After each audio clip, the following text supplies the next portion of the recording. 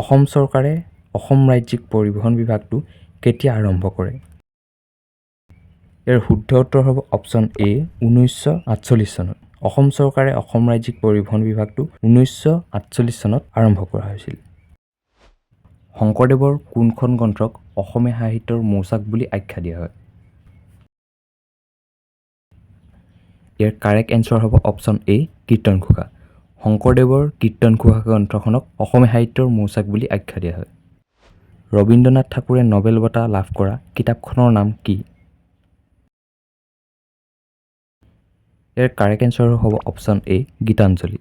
ৰবীন্দ্ৰনাথ ঠাকুৰে নোবেল বঁটা লাভ কৰা কিতাপখনৰ নাম গীতাঞ্জলি আছিল। অসম সাহিত্য সভাৰ প্ৰথম অধিৱেশনত কোনে সভাপতিত্ব কৰে?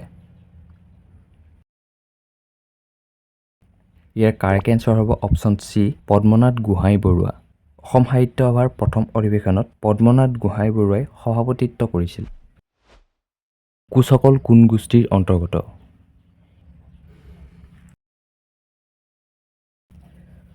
ইয়াৰ কাৰেক্ট এনচাৰ হ'ব অপশ্যন এ মংগোলীয়। কোচসকল মংগোলীয় গোষ্ঠীৰ অন্তৰ্গত। অসমীয়া ভাষা কি ভাষাৰ পৰা উদ্ভৱ হৈছে? ইয়াৰ কাৰেক্ট এনচাৰ হ'ব অপশ্যন বি সংস্কৃত। অসমীয়া ভাষা সংস্কৃত ভাষাৰ পৰা উদ্ভৱ হৈছে। অসমীয়া ভাষালৈ কোনে প্ৰথমে ৰামায়ণ অনুবাদ কৰিছিল? ইয়াৰ কাৰেক্ট এনচাৰটো হ'ব অপশ্যন চি মাধৱ কন্দলী। অসমীয়া ভাষালৈ মাধৱ কন্দলীয়ে প্ৰথমে ৰামায়ণ অনুবাদ কৰিছিল। শংকৰদেৱে সংস্কৃতত লিখা গ্ৰন্থখনৰ নাম কি? বন্ধুসকল ইয়াৰ কাৰেক্ট এনচাৰটো হ'ব অপশ্যন বি ভক্তি ৰত্নাকৰ। শংকৰদেৱে সংস্কৃতত লিখা গ্ৰন্থখনৰ নাম ভক্তি ৰত্নাকৰ। অজামিল উপাখ্যান কোনে ৰচনা কৰিছিল? ইয়াৰ কাৰেক্ট এনচাৰ হ'ব অপশ্যন বি শংকৰদেৱ। অজামিল উপাখ্যান শংকৰদেৱে ৰচনা কৰিছিল। তৰুণৰ সপোন গ্ৰন্থখনৰ লেখক কোন আছিল? ইয়াৰ চাৰিটা অপশ্যনৰ ভিতৰত কাৰেক্ট এনচাৰ হ'ব অপশ্যন এ নেতাজী সুভাষ চন্দ্ৰ বসু। তৰুণৰ সপোন গ্ৰন্থখনৰ লেখক নেতাজী সুভাষ চন্দ্ৰ বসু আছিল। অসমীয়া চুটিগল্পৰ জনক কোন?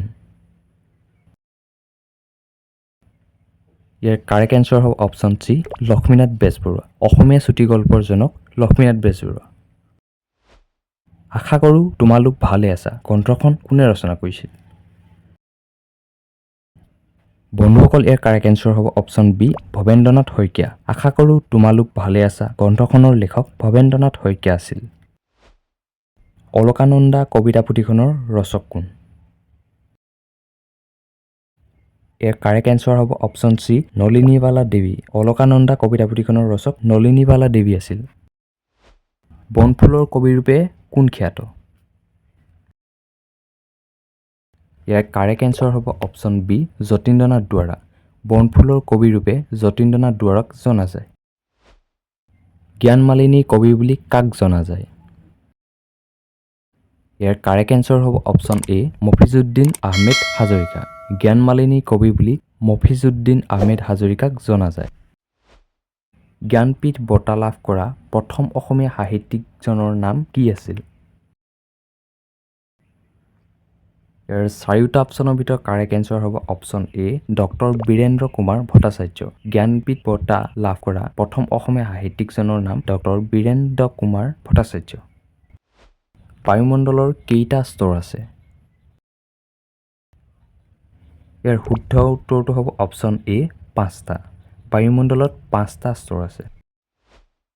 মোক তেজ দিয়া মই তোমালোকক স্বাধীন দিম এইটো কাৰ উক্তি আছিল?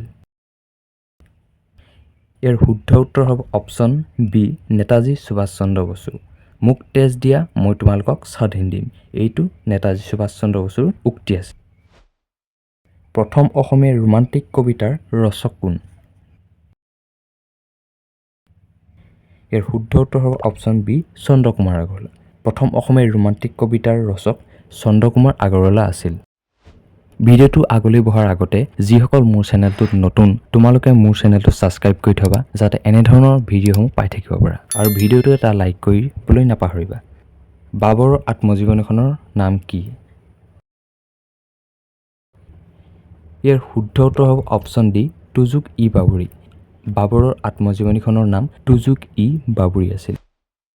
প্ৰথম অসমীয়া ৰোমান্টিক কবিতাৰ ৰচক কোন? ইয়াৰ শুদ্ধ উত্তৰ হ'ব অপশ্যন বি চন্দ্ৰকুমাৰ আগৰৱালা। প্ৰথম অসমীয়া ৰোমান্টিক কবিতাৰ ৰচক চন্দ্ৰকুমাৰ আগৰৱালা আছিল। প্ৰথম ইংৰাজী বাতৰি কাকতখনৰ নাম কি? ইয়াৰ শুদ্ধ উত্তৰ হ'ব অপশ্যন চি বেংগল গেজেট। প্ৰথম ইংৰাজী বাতৰি কাকতখনৰ নাম বেংগল গেজেট আছিল। পৃথিৱীৰ ভিতৰত আটাইতকৈ মূল্যৱান ধাতু কি? ইয়াৰ শুদ্ধ উত্তৰ হ'ব অপশ্যন বি ৰেডিয়াম। পৃথিৱীৰ ভিতৰত আটাইতকৈ মূল্যৱান ধাতুটোৰ নাম হৈছে ৰেডিয়াম। ভাৰত ৰত্নৰে বিভূষিত প্ৰথম অসমীয়া ব্যক্তি কোন আছিল? ইয়াৰ শুদ্ধ উত্তৰটো হ'ব অপশ্যন এ গোপীনাথ বৰদলৈ। ভাৰত ৰত্নৰে বিভূষিত প্ৰথম অসমীয়া ব্যক্তি গোপীনাথ বৰদলৈ আছিল।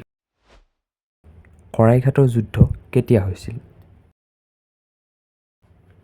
ইয়াৰ কাৰেক্ট এনচাৰ হ'ব অপশ্যন বি 1671 চনত। শৰাইঘাটৰ যুদ্ধ 1671 চনত হৈছিল আৰু এই যুদ্ধ আহোম আৰু মোগলৰ মাজত হৈছিল। প্ৰথম অসমীয়া ৰাজ্যপাল কোন?